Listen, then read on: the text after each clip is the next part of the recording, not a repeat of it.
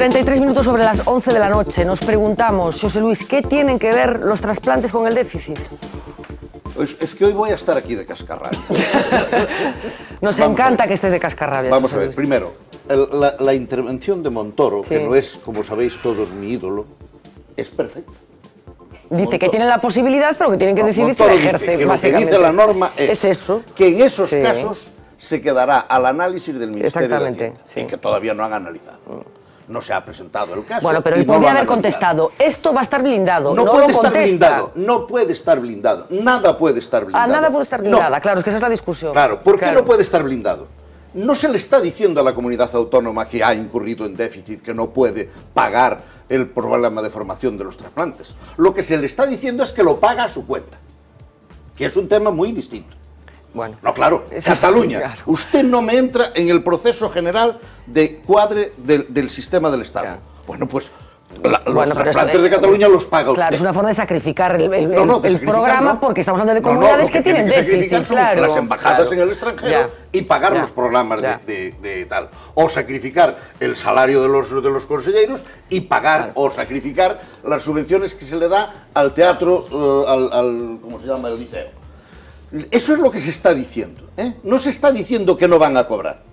No se está diciendo nada de eso. Dicen que ellos no pueden no pagar. El Estado puede no pagarlo. Que el Estado no tiene por qué subvencionar a las comunidades que no han cumplido el criterio de déficit. Pero la comunidad, que solo sabe todo y que hace todas esas cosas, sí les puede pagar, sí les debe de pagar. Y ella es la que tiene que hacer el recorte oportuno dentro para resolver este problema. Julio, a ver cómo lo ves tú. Pues yo lo veo como lo ve José Luis. Bueno, pues entonces vamos a Ernesto, si lo ve. A mí me parece muy bien que sacrifiquen, sacrifiquen las embajadas catalanas en el extranjero y que paguen los trasplantes. Si quieren. Si quieren. Porque para eso gobierno. Sí, pero yo quiero. Porque lo que es maravilloso es decir, yo ahora mismo cojo y gasto el dinero en fuegos artificiales, porque luego cuando llegan los de trasplante me los pagamos todos. Claro, pero eso me parece muy razonable. Y me parece tan razonable, por ejemplo, que no gastemos el dinero en Juegos Olímpicos, por ejemplo, y que hagamos otras cosas. Es decir, vamos todos a racionalizar el gasto. Pero es que se da la circunstancia de que el señor Montero, que no tiene... Montoro, que no tiene embajadas en el extranjero, sí que tiene Juegos Olímpicos, y sí que defiende la celebración de los Juegos Olímpicos, y sí que defiende las fiestas de los Juegos Olímpicos, y mete en la misma cesta, que es lo que no puede ser, mete en la misma cesta el déficit y la vida de los ciudadanos. Y son cestas distintas. Hombre, yo creo que no se puede plantear castigar a una autonomía golpeando a sus ciudadanos. Pero eso es hay muchas, que están diciendo. ¿Quién castiga? ¿Quién castiga? Mira, hay temas como la sanidad. ¿Y cómo se le golpea la salud de los ciudadanos si el que la tiene encomendada no es Montoro? Pero vamos a ver, tú tienes líneas rojas a la hora de trabajar tu presupuesto. ¿Las pones tú? Hombre, ¿O las pone Montoro? Los poderes políticos, ¿no? No, Montoro, las pone Montoro. Bueno, y de políticos está el ciudadano. Y Montoro ha dicho, si jugáis con el déficit, os vais a entender con vuestros servicios. Que es lo que tiene que decir Montoro. A ver, Venancio, acaba el argumento. Vamos a ver, yo creo que hay un tema, yo creo que hay unas líneas rojas que no se pueden abordar y que no se pueden superar. Y en el tema de sanidad entramos en una línea roja. Es decir, yo no veo que la política fiscal de nuestro gobierno tenga que superar esa línea roja. Es decir, hay muchas cosas donde recortar, como me acaba de decir aquí Sánchez Pombo, sin tener que entrar en esos procesos.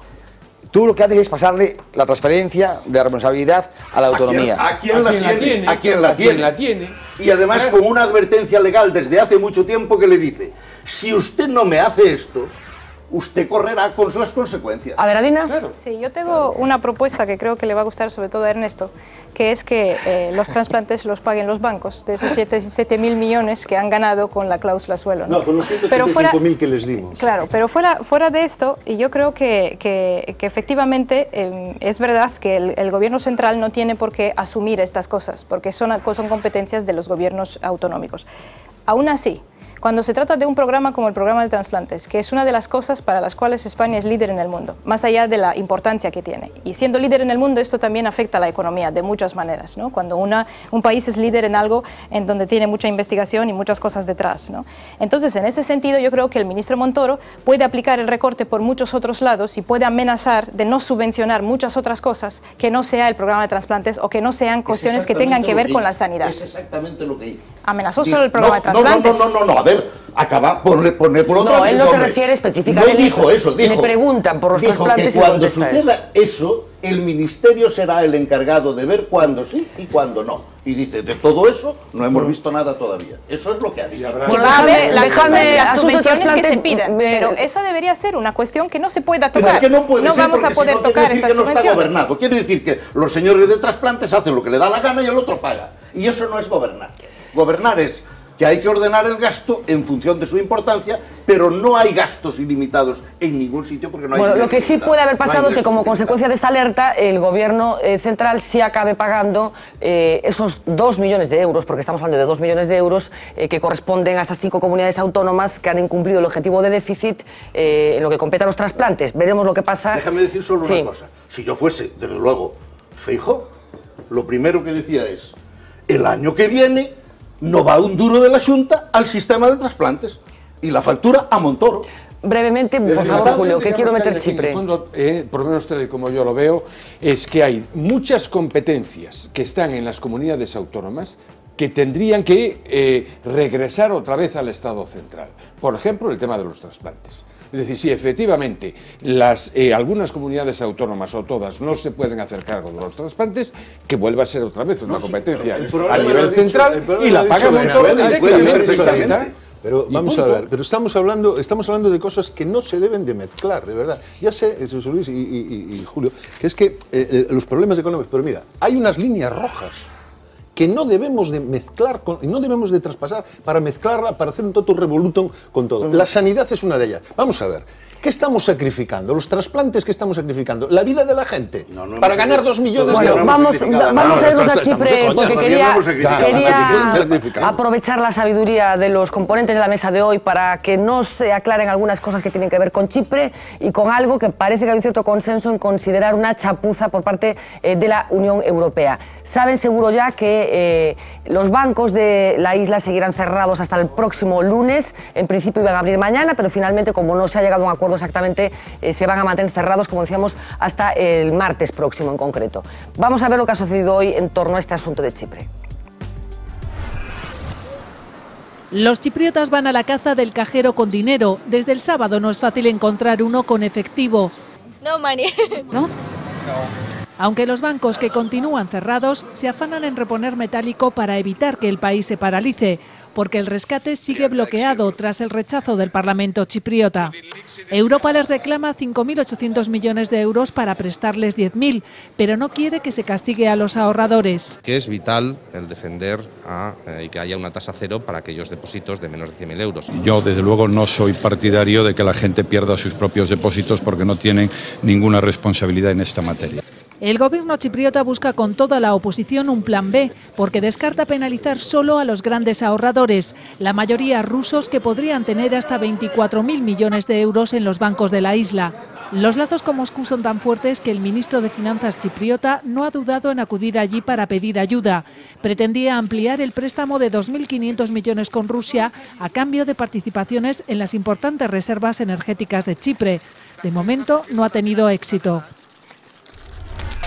Julio, hay que estar preocupados por lo que está pasando en Chipre y por el efecto contagio que ayer dijo de Guindos que no se va a producir. Hombre, en principio efecto contagio de momento poco, ¿no?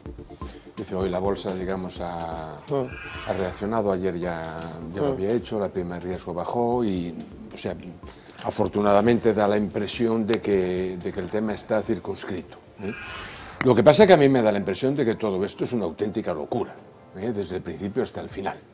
Es decir, yo creo que se van, digamos, rompiendo tabúes. Es decir, hasta hace unos años, digamos, la deuda pública era la deuda pública europea era absolutamente sagrada, y ahora tenemos deuda pública ya con quita. Y parte de esos, lodos son los que explican el tema de Chipre, ¿no? Con la deuda griega que estaba en manos de los bancos chipriotas. Hombre, lo que se dice ahora, ¿no? Diciendo, bueno... ¿Tú quién crees que propuso la idea de la quita famosa? Porque es que el problema que hay ahora en la gestión, que es lo que comentaba Javier Solana, que reproducíamos ayer o antes de ayer, es bueno, la gestión que se ha hecho de esta decisión, en la que inicialmente parece que es Alemania la que induce a Chipre a tomar esta decisión, pero que finalmente nadie quiere asumir responsabilidades, hasta el punto de que se llega a considerar que es el propio Chipre, el propio gobierno chipriota, el que apuesta por esta medida con las consecuencias que todos sabemos. Hombre, a mí me da la impresión de que esto estaba consensuado, porque el tema de Chipre no nació ayer, el tema de Chipre viene por lo menos desde el verano pasado encima de la mesa, ¿no? Y que esto, digamos, de alguna forma, hombre, que lo pudo haber propuesto Alemania probablemente, ¿no? Ahora que había el consenso, digamos, entre la Comisión, el FMI y el propio gobierno griego. Ahora, que esto es una quita sobre los depósitos y que eso, digamos, es una barrera que también se rompió y que tal y que igual. Hombre, jurídicamente no es así, ¿no? Es decir, aquí hay una garantía de los 100.000 euros para todos los depósitos de la... de los bancos de la zona euro. Y lo que te quitan es un porcentaje. No, y lo cual no quita, valga la redundancia, de que haya un gobierno que en un determinado momento pues ponga un impuesto sobre los depósitos, como puede hacerlo sobre el patrimonio o sobre otra viene cosa. A ser lo mismo. Por los efectos sobre el ciudadano son exactamente los mismos. Sí, sí, pero jurídicamente no es lo mismo. Lo cual, digamos, dificulta las cosas en términos de recursos y tal. Igual no, pero ahora, lo que yo no entiendo del tema y que probablemente el tema de los depósitos rusos y del tema del gas, la geoestrategia de Chipre, digamos, ahí metida contra Israel, en lo que hasta hace poco tiempo era el... ¿cómo se llama? No el cercano Oriente, no el Oriente Próximo, ¿no? Es decir, lo que yo no entiendo, digamos, aquí es una cosa, es decir, como por ejemplo a España, frente a un problema bancario serio, se le conceden hasta 100.000 millones de euros, de los cuales prácticamente la mitad ya se han gastado, y sin embargo, frente a un problema bancario que no es el mismo, no tiene nada que ver, o sea, España no es, digamos, una zona franca, España no es un paraíso fiscal, Chipre tampoco, pero se le parece bastante, y como frente a dos casos, que es fundamentalmente una crisis en el sector financiero, frente a uno se da una solución absolutamente razonable y sensata, como es en el caso español, y en la otra pasa por algo que, aunque jurídicamente no lo ves, se parece muchísimo a una quita sobre los depósitos. José Luis. Voy a tardar 4 minutos, pero los necesito. Vamos a ver. Cascarrabias, vas a ver si, otra vez. Por favor, a ver si son 3, por favor, que es que son menos cuarto. Pudo esto haberse hecho de otra manera, pero también pudo haberse hecho así. Y no es ninguna tontería. Vamos a ver, lo que estamos es ante un problema que viene desde el 2004, cuando ya entrando Chipre en la Unión Europea ya se sabía que tenía un sistema bancario blanqueador de capitales, tenía un sistema fiscal absolutamente disparatado, donde no se pagan esto, y se hace la entrada, se acepta la entrada de Chipre en el euro para aprovechar la oportunidad, en la Unión Europea, en el euro, para aprovechar la oportunidad y acabar con la división interna que estaba a punto de crear un conflicto en el Mediterráneo de extraordinarias proporciones. Y por tanto, se retrasa un poco el cuadre de las cuentas. El cuadre de las cuentas no es ningún problema. Lo puede cuadrar Amancio Ortega con una parte muy pequeña de su fortuna. De tal manera que no estamos hablando de los rescates de España o de Italia, ni siquiera de Irlanda ni de Portugal. Estamos hablando de una cosa mucho más pequeña. E incluso del de Grecia. Que no plantea el problema de la cuantía, solo plantea el problema del orden. Lo que se debió de acordar aquí, porque nadie dijo que no se hubiese acordado por unanimidad y el presidente chipriota estaba allí y por tanto también votó, es decir, le damos 10.500 millones de euros, que comparando lo que es Chipre con España sería el equivalente a unos 500.000 millones de euros, son 800.000 habitantes, es decir, menos que el Ayuntamiento de Sevilla, por tanto la cantidad que entrega Europa es fabulosa, pero se le ponen algunas condiciones. Y una de las condiciones que se pone es que ellos pongan 5.500 millones, 5.800. pero que en vez de ponerlos de recortes de sueldos y de impuestos como se han puesto en España. Claro, porque a quien van es a por los rusos. Claro. De que se han puesto en España, en vez de ponerlo por esa vía, se le hace caso a los indignados de aquí y han dicho que se cargue el capital.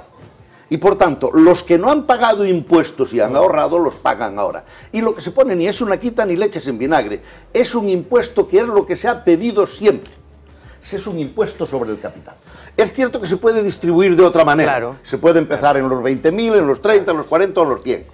La Unión Europea no dice eso. Eso lo dice Chipre. Dónde empieza y dónde acaba. Cuánto carga y cuánto no carga. Al final, la última parte es, lo que es en este momento disparatado es que los griegos, que los chipriotas primero, no hayan pagado impuestos. Ahora tampoco los tengan que pagar.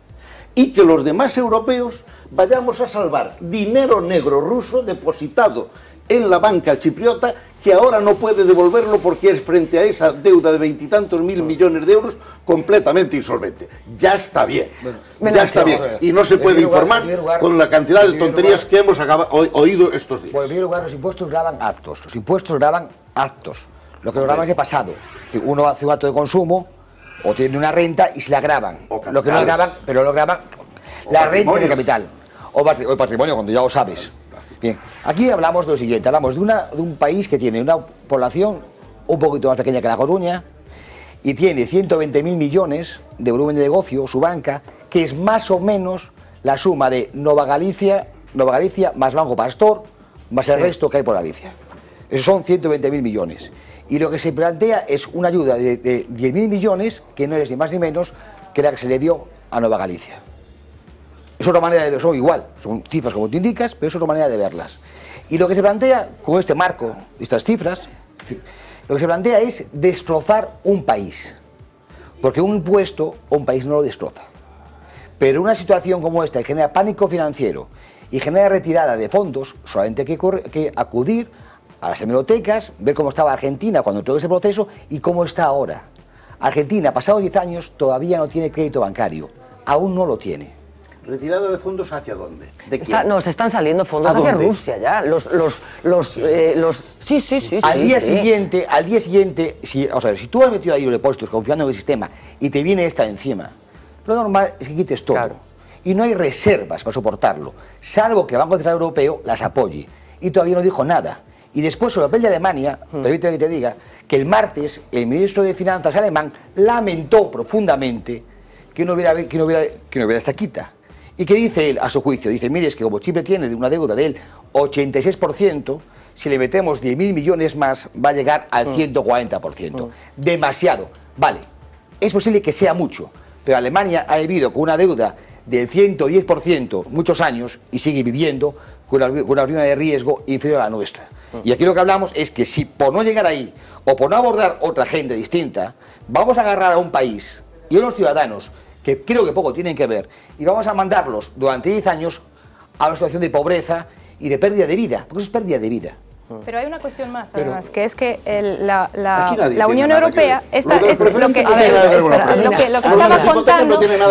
que estaba contando los chipriotas no tienen nada que ver con Chipre. Lo que estaba contando José Luis es cierto, es decir, desde el 2004 que entró Chipre en la Unión Europea, sí que hubo bastante tiempo de cuadrar las cifras, ¿no? Es también sospechoso que la Unión Europea haya tardado en casi todos los casos en cuadrar esas cifras, así como ha tardado, por ejemplo, desde que España entró en la Unión Europea en el 85, fue 84, 85, que entró en la Unión Europea, ha tardado en hacer cosas que se podrían hacer para asegurar que la economía de diferentes países europeos empezaba a ser tan sólida como la del centro de Europa.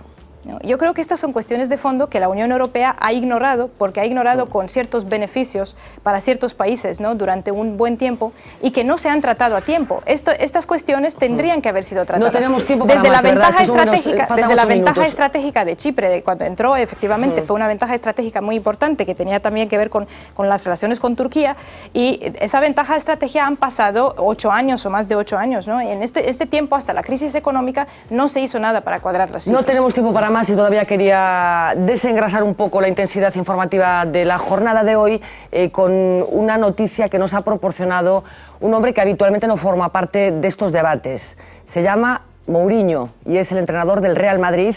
En una entrevista en la televisión pública portuguesa decía esto. Eu acho que o ser português não tem absolutamente nada a ver com aquilo que eu fui conseguindo como profissional. Não vejo em que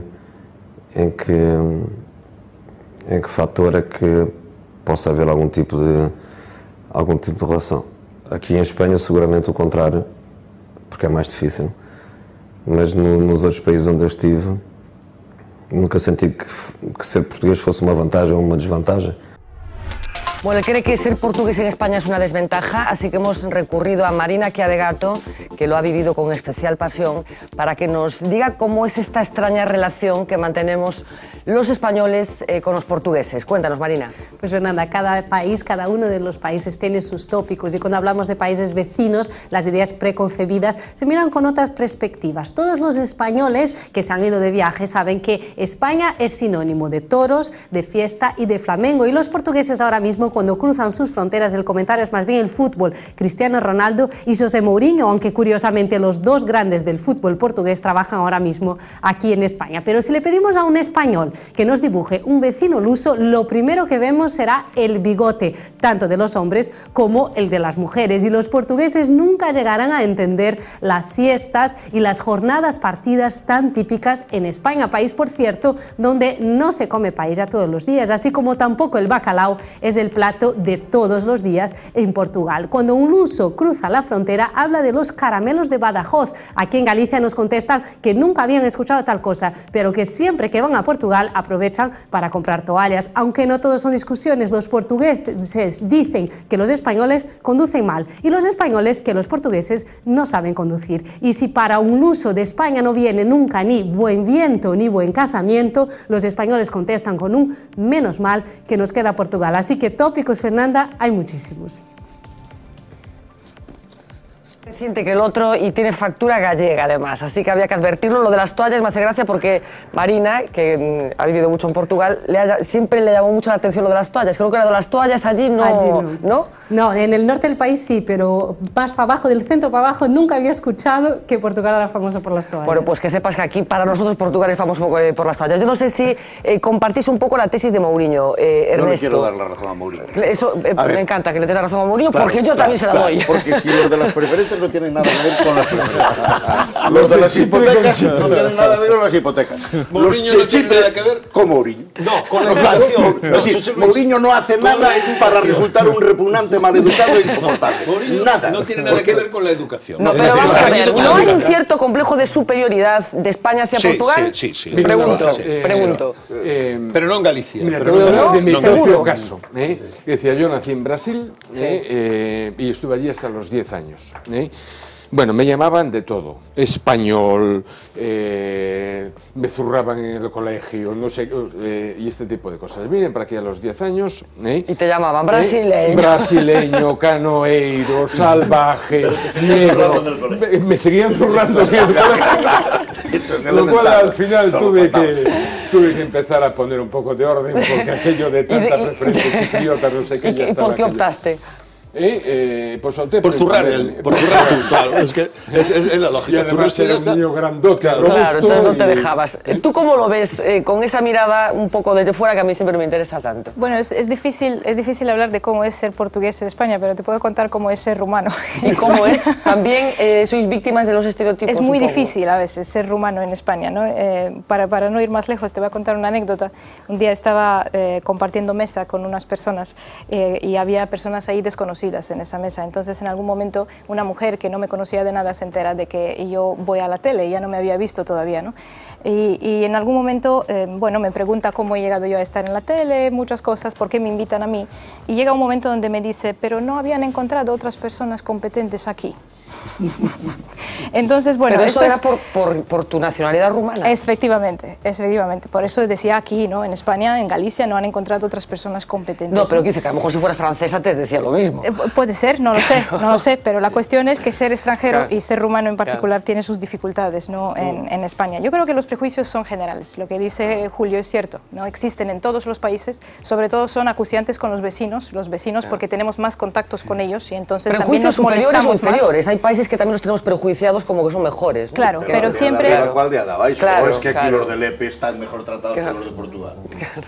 No, efectivamente, los prejuicios los hay de todos los lados. Los hay de todos los lados. Ahora, hay algunos que son un poquito más nocivos que otros, ¿no? Hay algunos que tienen un contenido un poco más nocivo que otros. Xenófobo incluso. Xenófobo, pero desde luego existen en todos los países y cumplen, la psicología lo ha definido hace mucho, cumple una función de economía cognitiva. Es decir, lo que hacemos es, como tenemos una mente reducida, porque no podemos en ciertas circunstancias manejar tanta información, simplifican mucho la realidad. La cuestión es cuando no tenemos conciencia de que simplificamos de maneras y que distorsionamos la realidad. Bueno, en fin, hablar de estas cosas yo creo que siempre oxigena, y nosotros hemos querido hablar también con gente que lo vive en primera persona, con portugueses, por ejemplo, que residen en Vigo, que nos han contado esto. Por natureza, o espanhol é uma pessoa bem disposta, que tem o ego elevado. Quando lida com pessoas dentro desse género, há um choque. E eu, quanto aos galegos, não tenho nenhuma razão de queixa, gosto muito dos galegos, simplesmente o caráter espanhol é um bocadinho explosivo e temos que nos adaptar a esse caráter, não é? Não gosto muito de generalizações em relação a povos, sejam espanhóis, ingleses, franceses, seja o que for. Acho que há boas pessoas em todo lado e há más pessoas em todo lado. Os galegos também foram imigrantes, portanto eu penso que tem um certo cuidado nesse aspecto. Parece, não é? Porque eu, por exemplo, não digo os espanhóis, não é? Então, quando se diz os portugueses, soa sempre um bocadinho a uma certa discriminação. No futebol há essa tendência muito forte para inflamar os nacionalismos. No sé en Madrid, pero aquí es que son nuestros hermanos, no es más, tenemos que aprender de ellos bastante. Va bien, como nosotros. Son hermanos de al lado. El ambiente es mejor, aquí hay más penuria, no sé, más sensación de pena. Allí se supone que les va peor, pero por lo menos tienen otra actitud. Hay de todo en todos lados, no te puedo decir más, sí que tienen fama de no muy amigables. Yo los veo bien, pero no quiere decir que todo el mundo los vea bien. Yo los veo encantadores, los veo muy buena gente, de hecho trabajé muchos años en contacto con ellos. Hombre, sí, porque hay gente que tiene una mentalidad un poco atrasada. Sí, un poco. O sea, la fama es de eso. No sé si la hubo hace tiempo, ahora no. No debiéramos, vaya. Yo desde luego no. Pero yo creo que no hay ninguna discriminación. Bueno, lo que opinaban portugueses y gallegos esta misma tarde en las calles de Vigo. Nos vamos corriendo al plato de informativos para que nos cuente otras cosas. Uxía, adelante. ¿Qué tal? Buenas noches otra vez. Pues para variar vamos a comenzar este último repaso con una buena noticia que también para variar dará un pequeño respiro a nuestros bolsillos. En abril el recibo de la luz bajará casi un 7%. Es el primer descenso que podrán percibir los consumidores desde julio de 2009 y la mayor caída en al menos 40 años. Desde 2011 el recibo se ha ido incrementando más de un 27% y eso sin contar la subida del IVA. Este viernes será un día muy atareado para Luis Bárcenas. Al extesorero del PP se le acumulan las citas. En una situación sin precedentes, dos jueces distintos le han llamado a declarar el mismo día y en el mismo lugar por dos casos diferentes. Primero hablará con el juez Ruz, encargado de la trama Gürtel. 2 horas después, y también en la Audiencia Nacional, comparecerá ante el juez Gómez Bermúdez. Ambos preguntarán por la supuesta contabilidad B del Partido Popular. Un puerto deportivo, una villa olímpica y hasta un monorraíl. Todo eso quería construir el famoso Instituto Nos en el Parque Natural de la Albufera de Valencia. El plan de Urdangarín para recalificar este espacio protegido fue revelado por Esteban González Pons en su declaración ante el juez Castro. El proyecto, basado en la idea de una Valencia olímpica, fue rechazado por la Generalitat. Y la plataforma de afectados por la hipoteca está llevando a cabo desde hace días una campaña de señalización pública en protesta por los desahucios. Esta misma mañana le tocó a la casa de Esteban González Pons. Llegaron incluso a entrar en el portal y llamar al timbre. Aseguran que solo querían entregarle unas cartas. El domicilio de Gallardón tampoco se ha librado. Casa por casa y diputado por diputado. ¡Pero no quieres! ¡Sí se puede! ¡Pero no quieres! Y si los diputados no están en casa, van a buscarlos donde estén. Lo comprobó el consejero de Educación de Castilla-La Mancha, que recibió la reivindicativa visita de los activistas mientras desayunaba en la cafetería de la estación de Atocha. ¡Sí se puede! Y un vídeo firmado por el artista James Livan para la revista británica Love Magazine ha levantado una agria polémica en Francia.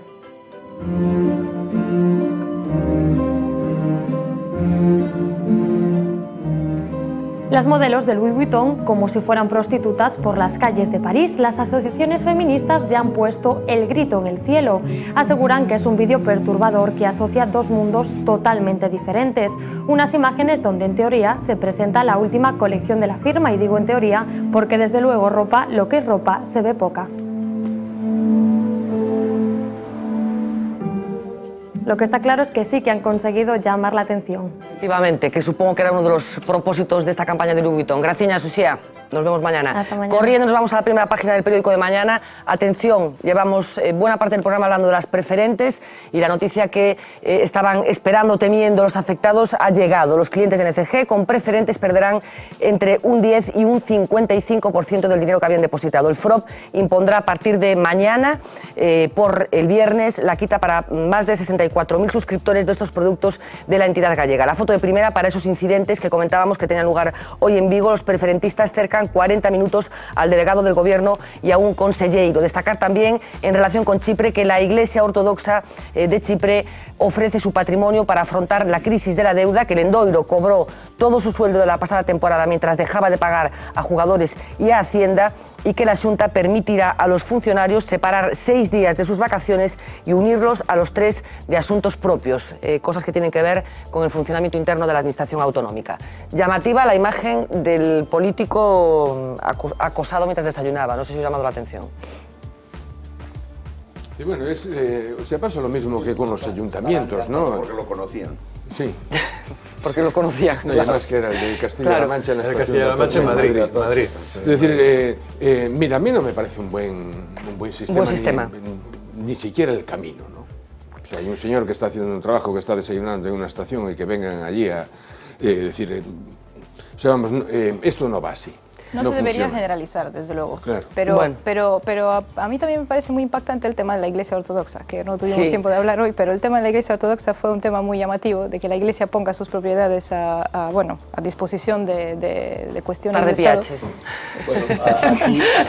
Bueno, nos tenemos que marchar, son y 5 ya. Si queréis nos quedamos aquí hasta las 5 de la mañana, porque temas hay.